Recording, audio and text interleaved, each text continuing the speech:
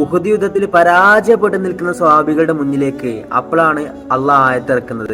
സൂറത്തുൽ ആലിമ്രാനിൽ 139 ആയത്ത് നമുക്ക് നോക്കിയാൽ കാണാൻ പറ്റും. അള്ളാഹ് പറയാണ്, നിങ്ങൾ ദുർബലരോ ദുഃഖിതരോ ആവരുത്, നിങ്ങൾ തന്നെയാണ് അത്യുന്നതർ. നിങ്ങൾ സത്യവിശ്വാസികളാണെങ്കിൽ, നിങ്ങൾ പരാജയപ്പെട്ടിരിക്കുകയാണെങ്കിൽ നിങ്ങൾ തന്നെയാണ് അത്യുന്നതർ എന്നാണ് അള്ളാഹ് പറഞ്ഞു കൊടുക്കുന്നത്. നിങ്ങളൊന്ന് ആലോചിച്ച് നോക്കുക, അതിനു ശേഷം നടന്ന ഹന്തക്ക് യുദ്ധം വളരെ വലിയൊരു വിജയമായിരുന്നു മുസ്ലിങ്ങൾക്ക്.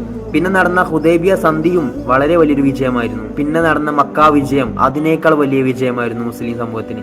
അപ്പോ ആ പരാജയപ്പെട്ട് നിൽക്കുന്ന സമയത്ത് അള്ളാഹ് ആയത്ത് വെറുതെ അവരെ സമാധാനിപ്പിക്കാൻ വേണ്ടി ഇറക്കി കൊടുത്തതല്ല, ഒരുപാട് വിജയങ്ങൾ സമ്മാനിച്ചുകൊണ്ട് മുസ്ലിം സമൂഹത്തെ പിന്നീട് വലിയ ഉന്നതികളിലേക്ക് എത്തിക്കുകയായിരുന്നു. ഇതൊക്കെ സത്യം പറഞ്ഞാൽ നമുക്ക് ഇന്ന് നമ്മുടെ ഖുർആനിൽ ഓതാൻ കഴിയുന്നുണ്ടെങ്കിൽ തീർച്ചയായിട്ടും അത് അന്ന് നടന്നൊരു സംഭവമായിട്ട് മാത്രമല്ല അതിനെ കണക്കാക്കേണ്ടത്. അതൊക്കെ ഈ കാലങ്ങൾക്ക് ഇപ്പുറം നമുക്ക് ഓതാനും മനസ്സിലാക്കാനും പറ്റുന്നുണ്ടെങ്കിൽ തീർച്ചയായിട്ടും അതിനെ നമ്മുടെ ജീവിതത്തിലേക്ക് കൊണ്ടുവരാൻ വേണ്ടിയിട്ടാണ്. നമ്മൾ പരാജയപ്പെട്ട് നിൽക്കുന്ന സമയത്ത് നമ്മൾ ആ ആയത്തെടുത്ത് ഓതണം. അപ്പൊ നമുക്ക് മനസ്സിലാവും, നമ്മളൊരിക്കലും ദുഃഖിതരാവാൻ പാടില്ല, നമ്മളൊരിക്കലും ദുർബലരുമല്ല. തീർച്ചയായിട്ടും നമ്മുടെ ജീവിതത്തിലേക്കും വലിയ വലിയ വിജയങ്ങൾ അള്ളാഹു ഒരുക്കി വെച്ചിട്ടുണ്ട് എന്നുള്ളത് നമുക്ക് മനസ്സിലാക്കണം.